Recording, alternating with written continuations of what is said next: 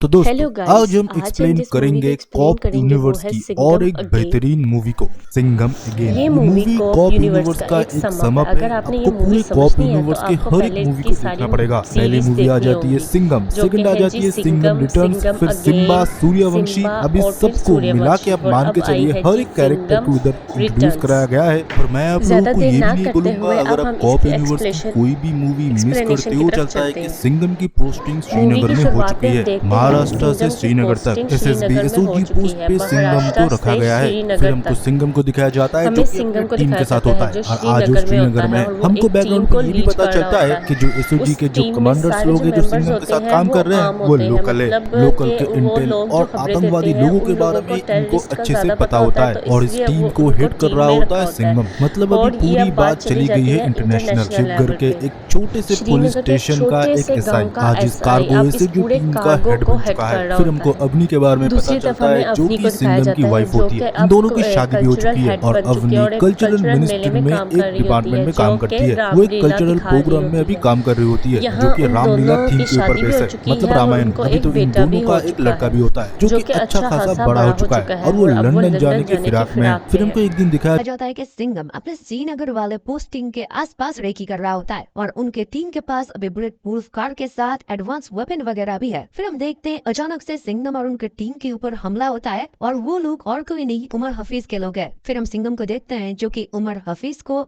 बीच चौराहे पकड़ता है और उसको बहुत पीटता है। पर कश्मीर के लोग आगे नहीं आते क्योंकि वो बोलते हैं कि हम नए कश्मीर है, हम कभी भी ऐसे लोगों के साथ नहीं देंगे। पत्थर छोड़ना तो ओल्ड फैशन हो चुका है। फिर हम देखते हैं सिंघम उमर हफीज को लेके चला जाता है जेल में और उसे जाके बोलता है तू बाज नहीं आएगा ना, तेरे बेटों की तरह तू भी मरेगा। फिर उमर हफीज उसे एक धमकी देता है ये बोलते हुए कि तुझे पता नहीं तेरा पाला किससे पड़ा है, मैं तो चला जाऊंगा पर वो जब आएगा पूरे इंडिया में आंधी आएगा और तूने जैसे मेरे बेटों को मारा वो तुझे और तेरे पूरे परिवार को मारेगा। सिंघम तो बोलता है उसे आने की जरूरत नहीं है, तू बोल तो मैं खुद जाके उसे मारूंगा, ये नया इंडिया है, ये घुस के मारेगा घर में।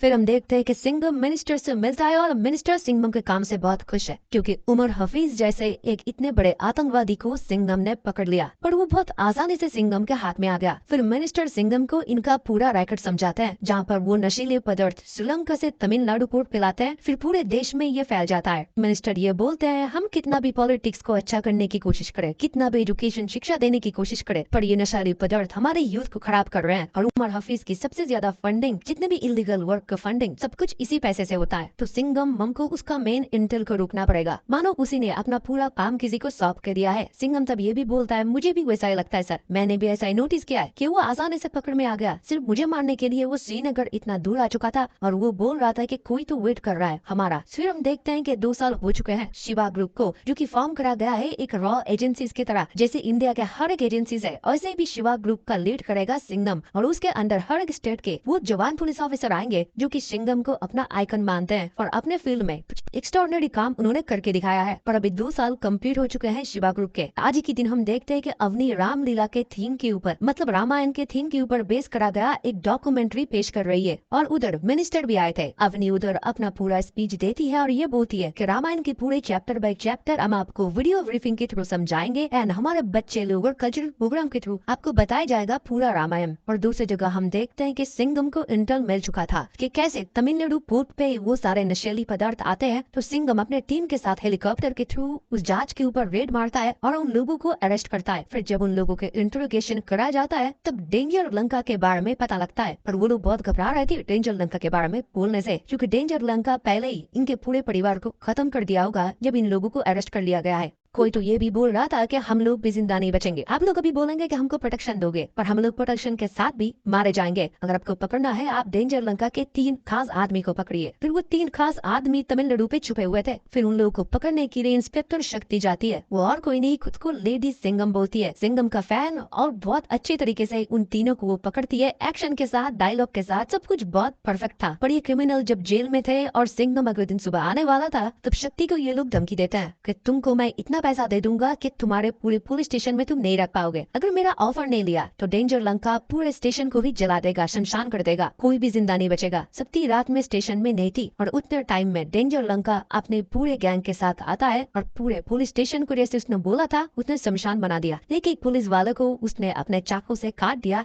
एक का सर काट दिया, एक का हाथ पैर काट दिया, एक को बस मरने के लिए छोड़ दिया, तड़पते हुए पेट में चाकू भोंक के। सबको बहुत बेरहमी से मारा। 16 पुलिस ऑफिसर मारे गए। शक्ति खुद को ब्लेम करती गई कि वो रात को पुलिस स्टेशन में नहीं था और ये सब कुछ हो गया। उसमें से एक कांस्टेबल की बीवी भी होती है जो कि शक्ति को ही ब्लेम करती है कि मैं चाहता था कि मेरा बेटा बड़ा होकर आप ही की तरह एक ऑनेस्ट निडर पुलिस ऑफिसर बने, पर अब मैं ये नहीं चाहूंगी क्योंकि आपने ही उसका पिता क्या जान ले लिया। अब क्यों नहीं थे पुलिस स्टेशन में? तभी हम देखते हैं कि सिंघम आता है और शक्ति से बोलता है, तुम्हारी कोई गलती नहीं थी, तुम और किसी केस के लिए बाहर थे और ये मेरी ही लापरवाही है। मुझे नहीं लगा था कि डेंजर लंका इतना खतरनाक होगा। क्यों पुलिस स्टेशन में आएगा और पुलिस वालों को जान से मार डालेगा, और ये पुलिस स्टेशन को भी उसने शमशान बना दिया है। फिर हम देखते हैं कि अवनी के रामलीला वाले प्रोग्राम में कुछ दिक्कत आता है। कुछ रामेश्वरम के फुटेज मिसिंग हो चुके हैं, जो फुटेज लेने के लिए फिर से रामेश्वरम जाना पड़ेगा। पर टीम इधर काम में इतना बिजी है कि कौन जाएगा वो डिसाइड नहीं कर पा रहे थे कोई। तब अवनी बोलती है, ठीक है मैं चली जाऊंगी और पूरे फुटेज को फिर से ले आऊंगी और हमारा प्रोग्राम में रुकना चाहिए, लोगों को जानना चाहिए रामायण के बारे में। फिर अवनी रामेश्वरम जाने के लिए सिंघम से पूछती है। सिंघम तब बोलता है, रामेश्वरम तुम जा सकते हो पर दया के साथ, क्योंकि डेंजर लंका अभी कुछ न कुछ हरकतें जरूर करेगा। शक्ति के पुलिस स्टेशन में आके इतने पुलिस ऑफिसर को उसने मौत की घाट उतार दी। तुम्हारी जान को भी खतरा है अवनी। हम देखते हैं अवनी रामेश्वरम जाती है और रात को आरती होने के बाद एक कांस्टेबल को चाय के लिए पूछती है। वो कांस्टेबल चाय लेने के लिए जाता है, तब दया भी उसके पास नहीं था। वो हर जगह रेकी कर रहा था कि अवनी को कोई खतरा तो नहीं था, पर रामेश्वर के टेम्पल के सामने ही डेंजर लंका जो है वो आरती कर रहा होता है। वो अवनी से मिलता है और रामलीला के बारे में बताई देता है। ये भी बोलता है, मुझे बाजीराव सिंघम के बारे में पता है, वो हमेशा करेक्ट नहीं होते, पर सिंघम के बारे में कुछ अनाप शनाप भी बोलता है। और ये बोलता है, जिस डेंजर लंका से तुम लोग डर रहे हो वो लंका साक्षात तुम्हारे सामने खड़े हुए हैं। और तुम्हारे स्टूडियो रूम से जो रामेश्वरम की फुटेज मिसिंग हुई थी, तुम्हें क्या लगता है वो ऐसे ही मिसिंग हो गई थी? तुम्हारे लिए वो लड़की काम नहीं करती, वो मेरी खाला है और उसी ने ही उन टेप को मिसप्लेस करा है कि तुम रामेश्वरम आ पाओ। फिर हम देखते हैं कि जिस सीता को रावण जैसा हरण करता है, वैसे डेंजर लंका अवनी का हरण करता है और किसी को कानो कान खबर भी नहीं थी, क्योंकि दया तो रेकी कर रहा था। पर जब दया को पता लगता है, वो उसे रोकने के लिए जाता है। जैसे रामायण में जब सीता माँ को हरण करके रावण लेके जा रहा था आकाशपथ में, तब जटायु जी ने उसको रोकने की कोशिश की। इस वजह से वो घायल भी हो गए और इस जगह उस रेफरेंस को लिया गया और जटायु जी की तरह ही प्लेस करा गया है। वो भी रोकने के लिए जाता है डेंजर लंका को, पर वो भी घायल हो जाता है, बहुत ही जख्मी करते हैं उसे। फिर हम देखते हैं उससे भागते हुए वो जंगल की तरफ जाते हैं और अवनी को बचाता है एसीपी सत्या। इस बीच उसे गोली भी लग जाता है, फिर भी उधर से उसे वो रेस्क्यू करते हुए अपने कलेरू पिट्टू के आश्रम में लेके आता है। वो एक कलेरू विद्या है, इसी के साथ साथ वो एसीपी सत्या भी है। अवनी को बचाते हुए उसे गोली भी लग जाता है, पर थोड़ी देर बाद हम देखते हैं उसकी मरण पट्टी हो जाती है। फिर हम देखते हैं कि उधर डेंजर लंका अपने लोगों के साथ आ जाता है। वो आते ही फिर से आश्रम को जलाने लगता है, जैसे वो पुलिस स्टेशन को जलाया था। उसके लोग बहुत बेरहमी से लोगों को मार रहे थे, पर उसको नहीं पता था कि इधर कलेरू पिट्टू योद्धा रहते हैं, तो वो लोग भी इनके डट के सामना करते हैं। इनके पास गन्स थे, पर इनके पास हथियार थे जिससे ये रोजाना प्रैक्टिस करते हैं। ये लोग इनके ऊपर भारी पड़ता है, पर डेंजर लंका बहुत ही खतरनाक होता है। वो इन योद्धा को भी बहुत बेरहमी से मारता है और अवनी को शूट करके बेहोश कर देता है। एसीपी सत्या के माँ उन लोगों के गन पॉइंट में थे, इसलिए वो भी कुछ नहीं कर पाता और अवनी का हरण कर लिया जाता है। डेंजर लंका मुस्कुराते हुए अवनी को अपने कंधे पे लेके जा रहा होता है, पर एसीपी सत्या कुछ भी नहीं कर पाता। सब कुछ हो जाने के बाद उधर सिंघम आता है और सिंघम से सत्या माफी मांगता है कि मैं अवनी भाभी को बचा नहीं सका। सिंघम बोलता है कि तुम्हारी गलती नहीं है, उसकी मौत उसे दावत दे रही है, उसको मैं उसके घर में घुस के मारूंगा। फिर हम देखते हैं कि डेंजर लंका सीधा सैटेलाइट फोन से सिंघम को कॉल करता है। कॉल करने के बाद वो बोलता है, क्यों सिंघम, कैसा महसूस हो रहा है अपनों को दूर जाते हुए देख के? अभी तो तेरे अवनी के साथ मैंने कुछ किया भी नहीं, पर तूने मेरे परिवार को खत्म कर दिया है। मेरी दादू तेरे पास है, उसको जितनी जल्दी हो सके छोड़ दे। उमर हफीज और कोई नहीं, इसी का ही दादू है और इसी के फैमिली मेंबर्स एक के बाद एक सिर्फ बन के आए और पूरे देश को हिलाने की कोशिश की, देश में जंग ताज अटैक वगैरह करने की कोशिश की, पर पूरे हमारे इंडियन पुलिस फोर्स ने इनको मार गिराया। तो अब इसका पोता आया है सिंघम को झुकाने के लिए और पूरे टीम को खत्म करने के लिए। सिंघम फिर उसे बोलता है, मेरे देश को बिना किसी कारण के तुम लोग चोट पहुँचाओगे, हमारे बच्चों को तुम मारने की कोशिश करोगे, हमारे यूथ को खोखला करने की कोशिश करोगे, तब मैं नहीं, मेरे जैसे लाखों हजारों सिंघम तुम्हारे सामने खड़े रहेंगे। तुम जैसे हजारों ऐसे फैमिली को मिटाने के लिए अगर मेरे अवनी को कुछ भी हुआ,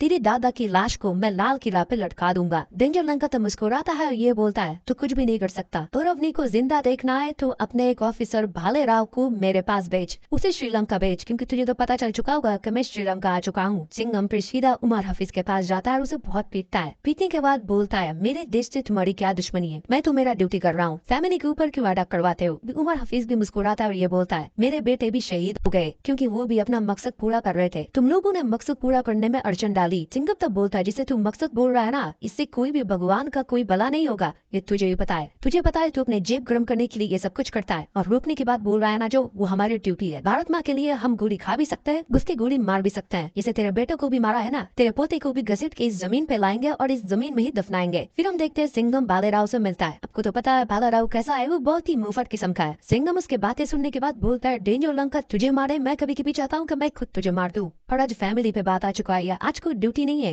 ये पर्सनल है। तब वो भी बोलता है आप भी तो मेरे पर्सनल हो सर, और मोइनी भी तो मेरे पर्सनल ही है ना। फिर सिम्बा को सब कुछ समझा दिया जाता है कि तुम्हारे ऊपर पूरा सैटेलाइट से नजर रखा जाएगा, तुम एयरपोर्ट से उतरने के बाद तुम्हारे ऊपर पूरा स्कैन करा जाएगा, तुम्हारी गाड़ी किधर जाती है, वो लोग तुम्हें किधर लेके जाते हैं, सब कुछ हम लोग देख पाएंगे और राइट टाइम पे हम लोग एंट्री मार के तुमको बचा लेंगे। प्लान पूरा सिंपल है। सिम्बा तब बोलता है कोई नहीं है सर, मुझे बस बिजनेस क्लास का टिकट दे दीजिएगा। मजाक क्या है भाई ये बहुत। दूसरी जगह हम ये भी देखते हैं कि मिनिस्टर सिंघम से बात कर रहा होता है कि अवनी हमको सही सलामत चाहिए और मेरे पूरे ऑफिसर और टीम को भी। ये तुम्हारे पर्सनल का नहीं, ये पूरा देश का सवाल है, क्योंकि देश को तुमने इतने बड़े बड़े अटैक से बचाया है तो हमारा भी फर्ज बनता है आज तुम्हारे साथ हम खड़े रहे। और उमर हफीज को हम कभी नहीं छोड़ सकते, वो मास्टर माइंड है इन सबका। हमारा पूरा यूथ खत्म हो जाएगा सिंघम, तुमको अवनी को और अपने टीम को सही सलामत ले आना है और मुझे डेंजर लंका मेरे कंट्री के जेल में चाहिए। दूसरी जगह हम श्रीलंका में देखते हैं जहाँ पर डेंजर लंका अवनी को बोल रहा होता है रामायण का रामलीला तुम तो अच्छे से प्रोग्राम ऑर्गेनाइज कर रहे हो, जहाँ पर राम है, लक्ष्मण है, सुग्रीव है, जटायु है, एक रावण को हराने के लिए, फिर भी रावण उन सब पे भारी है। तब अवनी बोलती है रामायण का अंत तुम जानते हो ना, आखिर में क्या हुआ था। तब डेंजर लंका बोलता है ये कलयुग है अवनी, इस बार रावण नहीं हारेगा, राम और उसकी सेना हारेगी। अवनी तब बोलता है चाहे कलयुग हो, सत्ययुग हो या द्वापर हो, जिस किसी भी भाषा में रामायण लिखा जाता हो ना, आखिर में हारता है रावण ही, क्योंकि वो दुष्ट है, वो असत्य के साथ है। दूसरी जगह हम देखते हैं सिंघम को ऐसा प्लान बनाया जाता है कि पानी के रास्ते से श्रीलंका पहुंचाया जाएगा, और दूसरी जगह बालेराव पहुंच जाता है एयरपोर्ट, जहाँ पर डेंजर लंका के लोग उसे उधर से उठा लेते हैं। सैटेलाइट से कुछ देर तक तो मॉनिटर होता है, फिर अचानक से 3-4 गाड़ी सफल होता है और वो गायब हो जाता है। बालेराव को भी अड्डे में लाया जाता है और डेंजर लंके के सामने फिर से वो कॉमेडी करना शुरू कर देता है और ये बोलता है तेरे दादा को बचा के तू क्या करेगा, तभी उनकी मरने की उम्र तो हो चुकी है। सिंघम बाव को अकेले मारने चले थे, अच्छा हुआ सिंघम बाव ने उनको जान से नहीं मार डाला। वो तुझे पता है ना, अगर हेलीकॉप्टर से वो आ गया ना वो तो वो तेरे लंका की नामो निशान मिटा देंगे। और फिर वो जाके अपनी से मिलता है और अपनी को बोलता है अपनी इन सबको मराठी नहीं आता, तुम मराठी में हम लोग थोड़ा बात कर लेते हैं, तुम सुनो। सिंघम बाव पहुंच चुका है श्रीलंका और कुछ देर फिर हम लोग सारे इधर से निकलने वाले हैं, डेंजर लंका वंदा की चिंता मत करो। तो जब हम सिंघम को देखते हैं जो कि श्रीलंका पहुंच चुका था पर वो छुप के रह रहा था, सिर्फ बालेराव के एक सिग्नल की देरी थी, पर सैटेलाइट से तो बालेराव खो चुका है। इंडियन एजेंसी के पूरे इंटेल को श्रीलंका में अलर्ट कर दिया गया है, कहीं पर भी कोई हलचल हुआ तो उनको पता चल जाएगा और फिर से सैटेलाइट में डेंजर लंका की लोकेशन आ जाएगा। बालेराव पहले तो उन लोगों से बहला फुसला के अच्छे से बातें करते हैं, 2-3 जोक्स वगैरह भी क्रैक करते हैं और आखिर में बोलता है 1 2 3 तुमको पता नहीं ना दरवाजे से कौन आने वाला है। सिंघम बाव दरवाजे के बिल्कुल पीछे खड़े हुए हैं, मैं जाता हूँ दरवाजा खोल देता हूँ। भागते हुए जाता है और गाड़ी लेके खुद उधर से निकल जाता है और डेंजर लंका के सारे लोग उसके पीछे। ये बंदा पूरा कॉमेडियन है, पर पीछा करते करते उसने इतने सारे सिग्नल छोड़े, इतने सारे बम फोड़े ना, सैटेलाइट पे ऑटोमेटिकली वो आ गया। भागते भागते वो तो श्रीलंकन शादी में भी घुस जाता है, फिर उधर से भी निकलते हैं और डेंजर लंका के लोग बालेराव के जान के पीछे। तब उधर एंट्री होती है सिंघम बाव की, बालेराव को बचाता है और बालेराव बोलता है मुझे शादी वाले लोग मुझे ना मारे, इसलिए भारत का फ्री बमन का टिकट मैंने ऑफर कर दिया, ये सरकार उठाएगी ना सर। बालेराव और सिंघम जब भाग रहे होते हैं और अड्डे की तरफ जा रहा होता है, अवनी ठीक उनके सामने खड़ा हुआ होता है और उसके सर पे गन हुआ होता है। सिंघम कैसे भी ब्रेक मारता है और गाड़ी पूरा उलट जाता है और उनके ठीक सामने डेंजर लंका खड़ा हुआ होता है। सिंघम को 10-20 लोग पकड़े हुए थे, फिर भी वो शेर की तरह आगे बढ़ रहा था कि डेंजर लंका को वो बीच से ही चीर देगा। डेंजर लंका तब बहुत गुस्से में आ जाता है क्योंकि उसके दादू को इन लोगों ने रिलीज नहीं किया था, उसको डबल क्रॉस किया था। जलनबा को तब बहुत गुस्सा आता है और गन निकाल लेता है वो अवनी को मारने के लिए। तब बालेराव आगे आता है और बोलता है आपके दादू आपके ठीक पीछे ही आ रहे हैं, सूर्यवंशी सर हमारा डाल है, हेलीकॉप्टर से आ रहे हैं ना, थोड़ा टाइम लग रहा है, आप लोग तब तक हमको बंदी बना लीजिए, वी आर अंडर अरेस्ट। वो लोग डेंजर लंका के अड्डे में होते हैं और वो लोग राह देख रहे होते हैं कब वो लोग इधर से निकलेंगे और इंडियन एजेंसीज के टीम उनको बचाने के लिए आएंगे। इतने देर में सिंघम के फोन में कॉल आता है मिनिस्टर का, वो चुप जाते हैं और ये बोलते हैं कि उमर हफीज को हम लोग छोड़ रहे हैं, हमारी टीम और तुम जैसे जावाज ऑफिसर हमारे फर्स्ट प्रायोरिटी हो, पर डेंजर लंका को जिंदा छोड़ना मत। डेंजर लंका तो मुस्कुराता और ये बोलता है मैं और मेरे दादू उधर से निकलेंगे तुम्हारे पूरे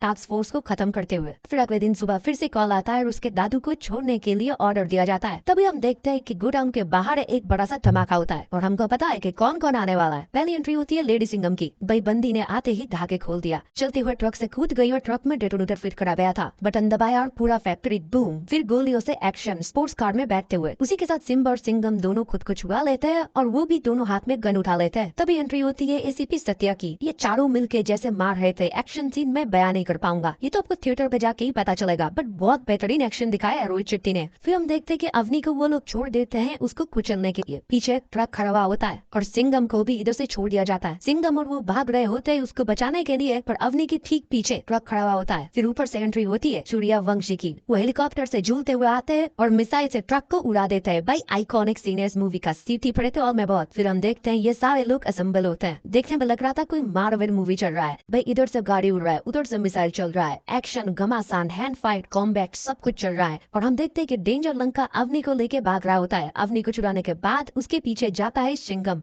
उसे मारने के लिए। फिर डेंजर लंका और सिंघम के बीच हैंड कॉम्बैट होता है। दोनों एक दूसरे को काटे के टक्कर दे रहे थे, पर सिंघम को तो आपको पता ही है ना, सिंघम वन का एक डायलॉग था जिसके बाजू में है दम तो वक्त बाजीराव सिंघम। भाई पूरे मूवी में ऐसा बीजीएम फील हो रहा था ना, अब एक मिनट भी बोर नहीं होगे। और आखिर में हम देखते हैं कि डेंजर लंका को बहुत बुरी तरीके से सिंघम मारता है और फिर उसकी टीम आती है, टास्क फोर्स आती है और उसे अरेस्ट कर लेती है और उसी के दादू के जेल में उसे डाल दिया जाता है। आगे इसको मारेंगे, दफनाएंगे या इससे कुछ उगलवाएंगे, ये तो आगे पता चलेगा।